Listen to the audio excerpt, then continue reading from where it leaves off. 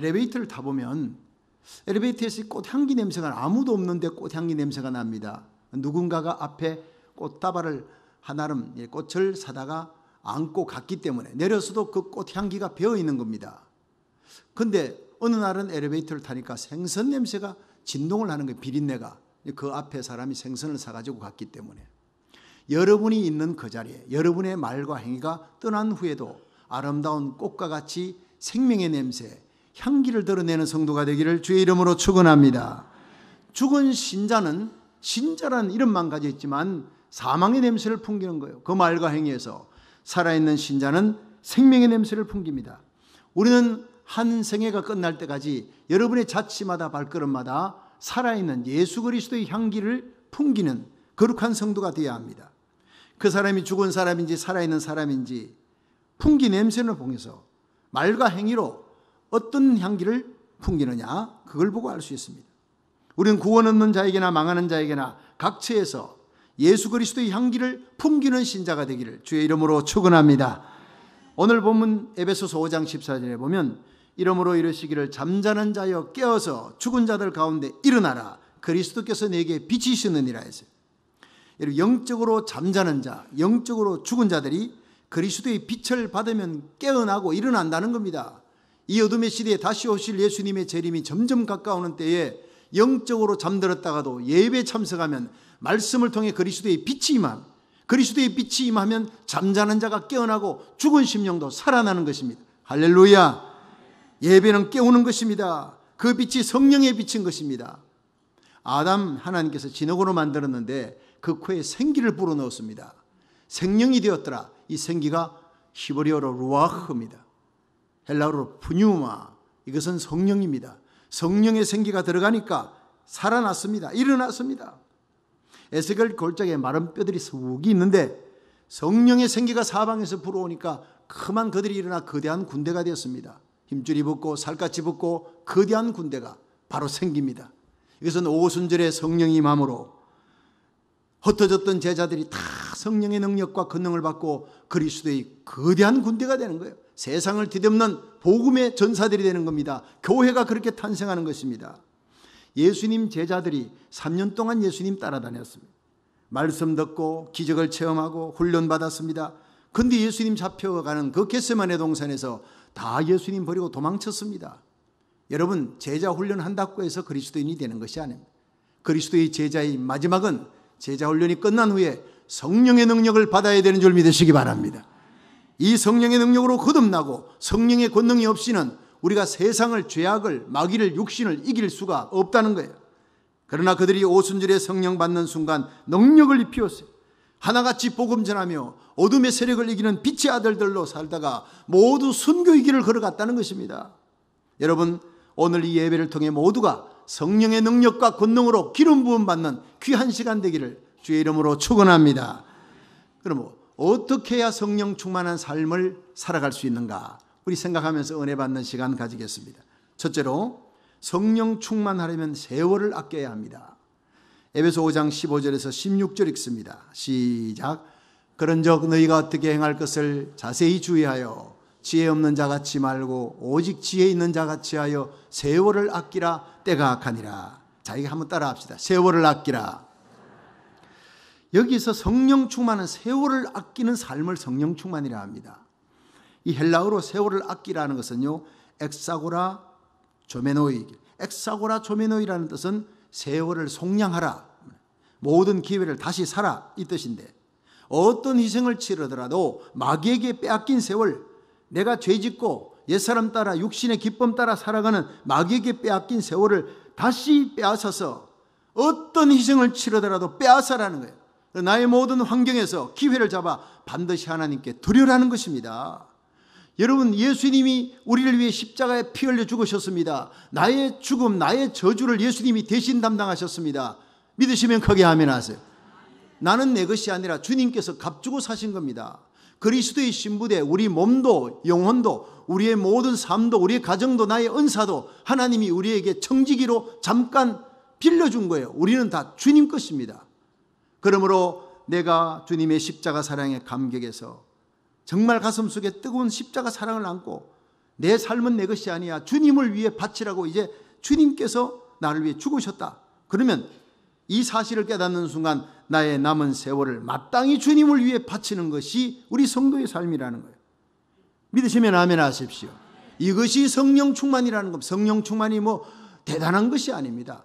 나의 하루의 작은 삶을 주님 앞에 이대로 놔두면 나는 세상 기쁨 따라, 세상 쾌락 따라, 육신의 정욕 따라 내 좋은 내 뜻대로 살아갑니다. 이것을 빼앗아서 하나님 앞에 나와 밤잠 자지 않고 새벽제단 나와 금요 성령 대망에 나와 내 시간 아껴 토요 전도대를 나와 주일날 피곤하고 힘든데 믿지 않는 사람은 하루아침부터 놀러갑니다. 아침에 푹 쉬려고. 그러나 그 시간을 주님 앞에 나와 주일 예배를 드려요. 이것이 바로 성령 충만이라는 겁니다. 세월을 아끼는 것입니다. 엑사고라 조메노이, 세월을 속량하라. 마귀에게 빼앗겨 넘어간 그 세월을 어떻게든 빼앗아서 하나님께 드려라는 거예요. 예. 그래서 로마서 12장 1절 2절에 보면 그러므로 형제들아 내가 하나님의 모든 자비하심으로 너희를 권하노니 너희 몸을 하나님이 기뻐하시는 거룩한 산제사 living sacrifice 살아있는 제사로 드려라는 거예요. 이는 너희 드릴 영적 예배니라. 너희는 이 세대를 본받지 말고 마음을 새롭게 함으로 변화함을 받아 하나님의 선하시고 기뻐하시고 온전하신 뜻이 무엇인지 분별하도록 하라. 날마다 여러분 하나님의 뜻을 분별하며 살아가시기를 주의 이름으로 축원합니다. 노아는 홍수 심판 직전에 살아가면서도 하나님의 뜻을 날마다 분별했어요. 기도하니 하나님의 음성이 120년 동안 방주지어라. 경외함으로 두렵고 떨림으로 방주를 예비하여 심판을 예비하여 온 가족을 살리는 자가 되었습니다. 이것이 하나님과 동행하는 노아의 삶이, 이것이 깨어있는 삶, 이것이 세월을 아끼는 성령 충만한 성도의 삶인 것입니다. 우리도 이렇게 살아갈 수 있기를 주의 이름으로 축원합니다. 성도 여러분, 우리가 언제 주님의 심판대 앞에 선다 할지라도 후회 없이 살아가는 삶, 세월을 아끼는 신자의 삶을 사시다가 우리 주님 앞에 부끄럼 없이 설 수 있기를 주의 이름으로 축원합니다. 두 번째로 성령 충만하려면 주의 뜻을 이해하는 자가 되어야 한다는 거예요. 우리 본문 17절을 한번 읽어봅니다. 시작. 그러므로 어리석은 자가 되지 말고 오직 주의 뜻이 무엇인가 이해하라. 자, 여기서요 이해하라는 단어를 시니에테라고 하는 이 헬라어인데 어떤 것에 마음을 쏟아 심혈을 기울여 최선을 다하라. 이는 우리 성도들이 이 악한 시대에 살아가면서 주님의 뜻을 분별하기 위해서 주의 뜻이라고 알면 거기에다가 베스트 트라이 최선을 다하는 거예요. 거기에다가 초점을 맞추는 거예요. 가장 중요한 것은 지금까지는 내 뜻대로 살았습니다. 주님의 뜻, 내 뜻 반반씩 이렇게 하다. 그런데 이제 주님의 뜻이라는 것을 알았으면 다시 오실 주님의 재림 그리고 주님 앞에 설 날이 얼마 남지 않았다. 이것을 깨달았다 할 것 같으면 거기에다가 초점을 맞추는 삶을 산다 이 말이에요. 에녹은 노홍수 직전에 폐역한 시대에 살았습니다. 그런데 하나님과 동행하며 하나님의 뜻이라는 것을 아는 순간 65세에 모두셀라를 낳았어요. 아들을. 그리고 300년 하나님과 동행했더라. 집중했다는 겁니다. 하나님 뜻에 맞췄다는 겁니다. 복음 전하며 살았고 죄악 세상에 물들지 않고 깨어서 그렇게 하나님과 동행하다가 들림받아 올라가는 최초의 사람이 되었습니다. 65세 이전에는요 에녹이 하나님과 동행했다는 얘기가 없어요. 그러니까 하나님과 세상을 겸하여 섬겼다는 거죠. 그러나 65세 모두셀라 창 던지는 자, 이 아들이 죽으면 심판이 임한다. 여러분 그 동네에 사람들이 사는데 파수꾼이 창 던지는 자 모두셀라 보통 명사입니다. 그럼 이 아들을 줄 테니 이 아들이 죽는 날 심판이 임한다. 성경 계산해 보면 모두셀라 969살 살았습니다. 모두셀라가 죽는 날이 노아 600세 홍수가 터지는 날이었다는 거예요. 1년의 오차도 없이 하나님의 심판은 모두셀라 죽는 날 심판이 온다. 아침 밥 먹을 때마다 좀 세상적인 생각하고 좀 타협하고 편안하게 살다가 모두셀라만 보면 정신이 바짝 드는 거예요. 이 아들이 죽을 때 심판이 온다. 여러분 우리 신앙생활에 시한부 종말 같은 것은요 이단으로 넘어가는 잘못된 종말론이지만 건강한 종말론은 우리로 깨어있게 만듭니다. 날마다 주님 앞에 설 수 있는 거룩한 백성들은 하나님과 동행하며 하나님의 뜻을 알고 순종하는 거예요. 믿으시면 아멘 하세요. 제자는 스승의 뜻을 아는 것이 중요하고 자녀들은 부모의 뜻을 아는 것이 중요하듯 우리 성도들은 우리의 왕이신 예수님의 뜻을 알고 살아가는 것이 제일 중요한 거예요. 조선 명종 때 실화입니다. 그런데 파평윤씨 윤명선 진사라는 분이 살았었는데 이분이 아버지가 돌아가신 후에 이 고부간의 갈등이 더 심했어요. 여러분, 며느리 사랑은 시아버지 아닙니까? 아버지 계실 때는 고부간의 갈등이 있고 싸우고 이렇게 해도 아버지가 나서서 막아주고 이렇게 대충 정리해주고 덮어주고 했는데, 아버지 돌아가시고 나니까 그 시어머니하고 며느리 사이에 그냥 방패도 없어지고 완충지역도 없으니까 막 더 싸움이 심해지고 동네 소문이 나는 거예요. 싸움이 그칠 날이 없어요. 너무너무 부끄럽고 속상한 이 윤명성 지사가 하루는 그의 아내를 불렀습니다. 여보, 가정불화는 가정파탄의 원인이요. 어머니가 얼른 세상을 떠나야 할 텐데 나도 너무 힘들어. 근데 아직까지 70밖에 안 된 나이가 70여 세인데 기운이 펄펄해요. 그렇다고 병이 나서 빨리 죽어라 할 수도 없잖소. 자, 그래서 내가 이런저런 생각을 하다가 불효는 되지만 70 사셨으니 그만큼 사셨으면 원통할 것도 없다 싶으니 차라리 밥에 약을 타서 그렇게 돌아가시게 해야 되겠다. 그 생각을 했는데, 근데 고민이야. 평소 건강 병환도 없고 의원도 부르지 않고 건강에 살아가던 어머니가 갑자기 죽었다 하면 이게 외삼촌이 당장 달려와가지고 평상시 싸우더니 문제가 있다, 검시해 보십시오, 원님에게 고발할 거 아니에요. 그럼 이게 독약으로 독살했다는 것이 밝혀지면 이건 틀림없이 며느리 짓이다, 당신이 다 뒤집어 쓰는 거라고. 이것도 못할 일 아니요. 그런데 한 가지 방법이 있어. 여보, 한 달 동안만 우리 거짓으로 효도를 한번 해보자고. 열심히 효도를 해서 그 집 며느리 참 효부다 하고 소문을 내자고. 그리고 난 다음에 동네 사람들이 다 당신을 칭송할 때 그때 약을 타자, 엄마한테. 돌아가시면 그렇게 효성스러운 며느리를 동네방네 다니며 죽일련 하고 욕을 하더니 이제는 동네가 다 효부다 그러니까 무안해가지고 부끄러워서 자살했구나 이렇게 소문날 거 아니에요. 당신을 지키는 거 아니에요. 그렇게 한번 해보겠소? 그러니까 이 아내가 너무 반가운 거예요, 그 얘기가. 그러니까 그럼 효성은 어떻게 하란 말이요? 했더니 내가 시키는 대로 하세요. 3가지. 첫째, 지금 추석이니까 날마다 일꾼들을 불러가지고 방앗간에 보내. 그래서 그 방앗간 타작하는 집에 가서 요즘 우리 어머니가 입맛을 잃어가지고 그러니 좀 좋은 밥이나 또 혹은 반찬거리 있으면 주시오. 그렇게 해서 날마다 보내면 그 집 며느리 참 효부네 이렇게 소문날 거 아니에요. 소문내기 위한 작전으로 동네 사람에게 소문내려고 방앗간에 가서 당신이 직접 가든 하인을 부르든 그렇게 계속 하라고. 2번째, 내가 밤을 한 마리를 사다 줄, 생밤을 한 마리를 사다 줄 테니까 그 밤을 매일 10개씩 삶아가지고 아침, 점심, 저녁으로 간식 때마다 어머니에게 갖다 드리고 그 옆에서 밤을 까드려. 속상하더라도 웃으면서 밤을 까서 어머니에게 갖다 드리라고. 그리고 3번째, 식전에 일찍이 숭늉을 끓여. 어머니 밥 하려면 좀 시간이 걸리니까 이 숭늉 드세요. 그렇게 하면. 그럼 나는 날마다 이 3가지 일을 하는 당신을 친구들한테 소문낼 거야. 소문내면서 정말 훌륭한 며느리라고 소문이 나고, 그러면 당신을 모두 효녀라고 칭찬할 거 아니에요. 그 뒤에 어머니 돌아가셔도 나는 원망하지 않을 거야. 한 달 뒤에 우리 어머니 약을 타서 돌아가시게 합시다. 그랬더니 그 아내가 눈에 생기가 돌더니 당장 생밤 한 마리 사오라 그래. 그래가지고요, 이튿날부터 남편이 시키는 대로 철저히 실행해 갔습니다. 그런데 이 시어머니가요, 며느리가 점점 달라져 가는 것이 고맙기도 하고 이상하기도 하고, 갑자기 이렇게 달라질 수가 있나.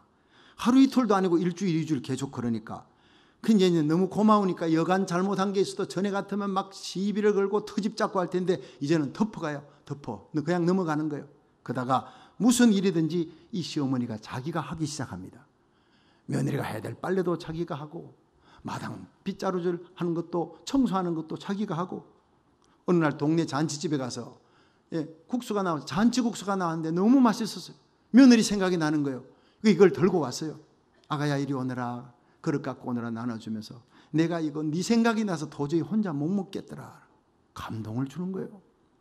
어느 날 대감집에서 보낸 음식이 들어왔습니다. 근데 맛있는 약과 전병이 들어왔는데 이건 옛날에는 정말 구하기 힘든 거예요. 이걸 시어머니가 몰래 손에 넣어놨다가 아들 손자 보지 않는 데서 그 며느리 입에다가 쏙 넣어주는 거예요.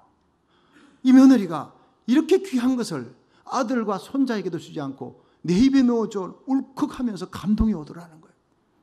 날씨가 좀 추워졌습니다. 며느리가 아침밥 하기에 힘들겠다, 춥겠다 해서 이 시어머니가 꼭두 새벽에 나가가지고 불 피워가지고 물을 끓여 놓았어요. 날씨가 춥다고 며느리가 감기 든다고 자기 옷에 있는 솜을 빼다가 며느리의 그 옷에다가 솜을 다 밤새도록 집어넣어서 바느질을 다 해주었어요. 너무 감동해요. 드디어 한 달이 됐습니다. 남편이 조용히 아내를 불러서 여보, 이제는 이 근방 온 동네가 당신을 효부다고 칭찬이 자자하오. 오늘 저녁 어머니 밥에 약을 탑시다. 이 말에 며느리가 안 돼, 절대 안 돼.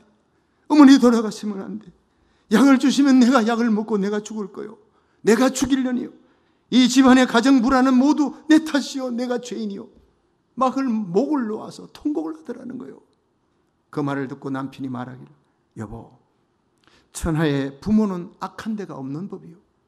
부모를 죽일 마음 먹고 잠시 동안 거짓으로 효성을 해보니 부모가 얼마나 착한 분이라는 것을, 본성으로는 착한 분이라는 것을 알게 되지 않았소. 이게 부모의 마음이요. 당신이 계속 이렇게 어머니 하늘나라 갈 때까지 효성을 다 해보시오. 자식들이 그 본을 받고 우리들에게 효를 다할 것이요. 그 후로 그 가정이 이름난 효부 가정이 되었다고 합니다. 명종 때 이름난 효부 가정이 되었 이실로 합니다. 고부간에 사랑이 넘치는 행복한 가정이 됐다고 합니다. 여러분, 며느리가 거짓으로 효를 해도 부모의 깊은 뜻을 알게 되더라는 거예요. 그리고 그 뜻을 아니까, 감격하니까, 감동하니까 정말 중심에서 우러나는 효부로 바뀌어지는 거예요. 우리 성도들이 마찬가지입니다. 우리 예수님의 뜻을, 우리 신랑 예수님의 뜻을 알고 이해하고 깨닫고 감격하는 순간 성령의 역사하심으로 사명의 십자가를 죽기까지 주고 죽기까지 충성하는 성도가 될 줄로 믿으시기 바랍니다. 교회 일이 힘들지 않습니다. 주님의 뜻을 깨달아 아는 순간 여러분, 예배 나오는 거 힘들지 않습니다. 봉사 충성 힘들지 않습니다. 요걸로도 먹어도 주님 가셨던 길 가는 이 특권인데 감사하며 감당하게 될 줄로 믿으시기 바랍니다. 이것이 바로 성령 충만한 삶이라고 하는 것입니다. 여러분의 남은 생애가 주님의 뜻을 이해하여 사랑을 안고 충성함으로 우리 주님 앞에 존귀하게 세워지시기를 주의 이름으로 축원합니다. 마지막 세 번째, 성령 충만한 삶은 감사하는 삶이라 하는. 본문 에베소 5장 18절에서 21절 읽습니다. 시작. 술 취하지 말라. 이는 방탕한 것이니 오직 성령의 충만을 받으라. 시와 찬미와 신령한 노래들로 서로 화답하며 너의 마음으로 주께 노래하며 찬송하며 범사에 우리 주 예수 그리스도 이름으로 항상 아버지 하나님께 감사하며 그리스도를 경외함으로 피차 복종하라. 아멘.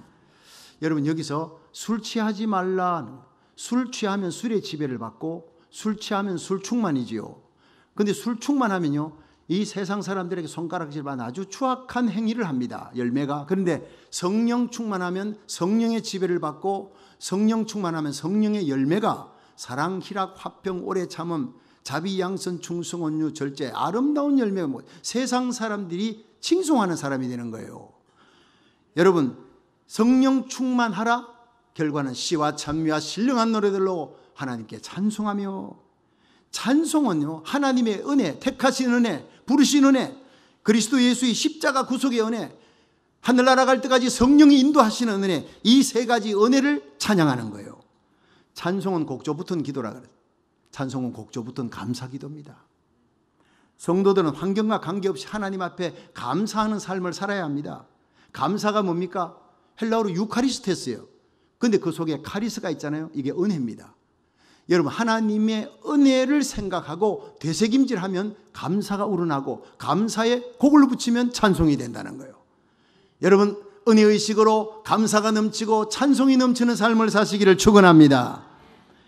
로마서 8장 28절에 보면 우리가 알거니와 하나님을 사랑하는 자 곧 그 뜻대로 부르심을 입은 자들에게는 모든 것이 합력하여 선을 이루느니라. 여러분, 우리가 살아갈 때 이 사람은 좋은 사람, 저 사람 나쁜 사람, 이 사건은 내게 유익하고 이런 일을 위해서 생겼을까? 하지만 하나님이 보실 때는 모든 사람, 모든 사건이 우리에게 유익되게 하려고 붙여줬다는 거예요. 이게 하나님의 주권입니다.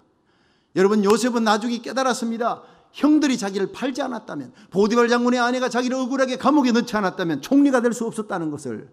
그러므로 모든 일어나는 사건 속에 나쁜 일도 하나님 보실 때는 우리의 유익을 위해, 성질이 까다로운 그런 사람을 내게 붙였어요, 내 주위에. 일주일에 한 번도 아니고 매일같이 만나야 돼. 왜냐? 그 사람을 통해 나의 신앙 인격을 성숙되게 만들고 더 기도하게 만들려고. 내가 변화되면 그 사람도 변화되는 거예요. 주님의 관심은 여러분입니다. 믿으시면 아멘 하십시오. 그러므로 하나님의 주권을 인정하시기를 주의 이름으로 축원합니다. 자기 아들을 우리 위해 아낌없이 십자가에 내놓았어요. 그 하나님이 우리의 삶을 주관하고 다스리고 통치한다 믿으십니까? 그 하나님은 사랑의 하나님이에요. 그 하나님이 참새한 마리도 우리 하나님 허락 없이 안 떨어지고 여러분 머리털까지 다 씌웠다고요. 하루에 머리 몇 개 나고 몇 개 빠지는지 압니까? 모르잖아요. 그런 하나님은 다 아십니다. 여러분의 일생에 일어나는 모든 일을 다 알고 계시고 그 일을 하나님께 붙여놨어요. 72억 가운데 여러분이 일생 만날 사람이 1000만 명 되겠습니까? 아니지요. 100만 명이 되겠습니까? 그 사람들을 하나님이 저와 여러분에게 붙여줬다는 것을 믿으시면 아멘 하세요. 하나님의 주권입니다. 하나님의 간섭입니다. 그러므로 내가 아무리 어려운 환경 속에 처하더라도 하나님이 나를 이곳에 처하게 했구나 감사하면 기적이 일어납니다. 샤른이라고 하는 프랑스 사람이 나폴레옹이 황제 때 나폴레옹 황제를 대적하다가 그만 감옥에 토굴 감옥 속으로 들어갔어요. 세월이 흘러갑니다. 몇 년이 흘렀는지 모릅니다. 친구들도 연락이 끊어졌어요. 친구들에게 버림받고 세상으로부터 완전히 잊혀졌다 생각하니까 너무 억울하고 속상한 거예요. 고독과 절망에 빠진 그는 작은 돌조각을 주워다가 감방 토굴 벽에다가 아무도 돌보지 않는다 그렇게 썼어요. 그런데 어느 날 토굴 감옥 바닥에 깔려있는 돌 틈새로 뭐가 이렇게 싹이 올라오더라는 게 꽃나무 새싹이 돋았습니다. 신기한 거예요. 그 토굴에서 그걸 보고. 그 샤르니가 간수가 매일 이제 밥하고 또 물을 주면 그 물을 남겼다가 거기에다가 이제 꽃나무에다 물을 주는 거예요. 이 꽃나무가 다 자라는 걸 보면서 아침마다 그것만 봅니다. 하나님이 꽃나무 잘 자라게 해주세요. 이쁘게 자라게 해주세요. 여기서 꽃이라도 피게 해주세요. 하루의 일과가 그 기도입니다. 근데 이 식물이 벽을 타고 창통으로 점점 올라가는 거예요. 마침내 벽을 타고 올라간 식물이요 새싹이 나더니 꽃이 피었어요. 얼마나 기뻤는지 몰라요. 그래서 그 고독한 죄수가 자기가 전에 썼던 아무도 돌보지 않는다라는 그 벽을 썼던 것을 지워버리고 하나님이 나를 돌보신다 이렇게 써놨어요. 예. 그런데 축복은 이것으로 끝나는 게 아닙니다. 샤르니가 있던 독방 옆에 또 독방이 있는데 그 옆에 사는 그 옆에 갇힌 죄수의 딸이 있었어요. 그 무남동녀 그 딸이 아버지 이렇게 찾아올 수 있도록 면회할 수 있도록 특별 허락을 받아서 거기를 들락거리다 보니까 옆에 감방에 보니 꽃나무가 피어 있는 거예요. 그게 어디 토굴에 저렇게 꽃나무가 피어 있나 이상한 일이다. 그래가지고 물어보니까 이 샤르니가 그렇게 정성을 다해서 꽃나무를 이렇게 기도하면서 키웠다는 걸 알고 감동이 되어서 밖에 나가서 얘기를 했더니 이 얘기가요 조세핀 귀에 들어갑니다. 조세핀은 나폴레옹의 부인이었어요. 하늘에 나는 새도 떨어뜨리는 권세를 지닌 조세핀이 이 얘기를 딱 듣더니 꽃나무를 진심으로 사랑하고 돌보는 사람은 결코 나쁜 사람이 아니다. 심성이 나쁜 사람이 아니다. 그걸 믿고 나폴레옹 황제에게 가서 설득을 했습니다. 아무리 당신을 대적했다 하더라도 그 토굴 속에서 꽃나무를 기도로 키웠다. 이 사람은 나쁜 사람이 아니다. 당신이 거두면 당신을 위해서 위대한 일을 할 수 있는 사람이라. 그렇게 설득을 해가지고 감방에서 방면이 됐습니다. 샤르니가 그 꽃나무를 집에 가지고 왔어요. 생명이 닿을 때까지 꽃나무를 소중하게 키웠다는 겁니다. 여러분, 토굴 감옥에서 피어난 그 꽃나무는 샤르니에게 하나님의 사랑과 섭리를 가르쳐주는 놀라운 하나님의 메시지였다는 것입니다. 할렐루야. 여러분, 우리의 삶이 아무리 열악하다 할지라도 엄난하고 폐역하고 어두운 시대가 다가온다 할지라도 하나님께서 우리를 사랑하고 계십니다. 여전히 사랑하고 계십니다. 그것을 여러 모양으로 보여주시는 줄로 믿으시기 바랍니다. 우리의 만남이 하나님이 나를 사랑하는 것이고 우리의 삶 속에 있으라는 그 모든 일 가운데 잃어버렸던 것 생각하지 말고 아직도 남아있는 것 감사할 거리를 찾아서 헤아려 감사하시기를 주의 이름으로 축원합니다. 내가 잃어버린 것을 인하여 슬퍼하면 속상하면 스트레스나 받고 병납니다. 내게 남아있는 것으로 감사하는 삶을 사십시오. 이것이 성령 충만한 삶이에요. 우리의 보잘것없는 꽃나무를 내 주위에 있는 그 보잘것없는 꽃나무를 감사의 나무로 기도와 사랑으로 키워보세요. 그게 놀라운 하나님의 기적의 역사가 일어날 줄로 믿으시길 바랍니다. 요셉이 아무리 애굽의 종으로 팔려가도 보디발 장군의 아내의 모함을 받아 감옥에 갇혀도 하나님 원망하지 않았어요. 감사의 꽃나무를 가슴에 키웠더니 어제 감옥에 있던 요셉을 오늘 애굽의 총리 자리에 세워서 그 꽃나무가 꽃을 피우는 순간 하나님이 존귀한 자리, 영향력 있는 영광의 자리에 세우셨다는 것입니다. 모든 것을 합력하여 선을 이루시는 하나님을 믿고 섭리를 믿고 바울과 실라가 억울하게 매맞고 감옥에 들어갔지만 그 감옥에서 기도하고 하나님을 찬미하니 옥문이 열리고 착고가 풀리는 기적이 일어났지 않습니까? 무엇보다 감사하며 찬양하면 우리 심령 속에 십자가 꽃나무가 필 줄로 믿습니다. 십자가 사랑 깨닫는 순간 모든 죄 사함받고 영생하다. 그리고는 하나님이 자녀라, 왕같은 제상이라, 그리스도의 신부라, 은혜의 보좌 앞에 감격으로 나가는 예배드릴 수 있는 특권을 주셨어요. 우리는 한 가지만이라도 감사할 것은 죽어도 영생이라는 게, 오늘 죽어도 나에게는 영생을 주실 수 있는 십자가 사랑을 가슴에 안고 십자가 꽃나무 시들지 않게 하시기를 주의 이름으로 축원합니다.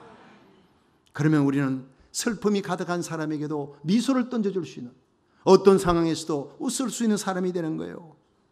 미소는 세상에 사랑을 꽃피우게 만들고 소망을 꽃피우게 만듭니다. 가장 가까운 분에게 여러분의 미소를 보여주세요. 우리의 가장 가까운 사람들에게 천국의 미소를 선물로 주면서 이렇게 말하세요. 하나님은 정말 당신을 사랑하십니다. 정말로 하나님이 당신을 사랑한다.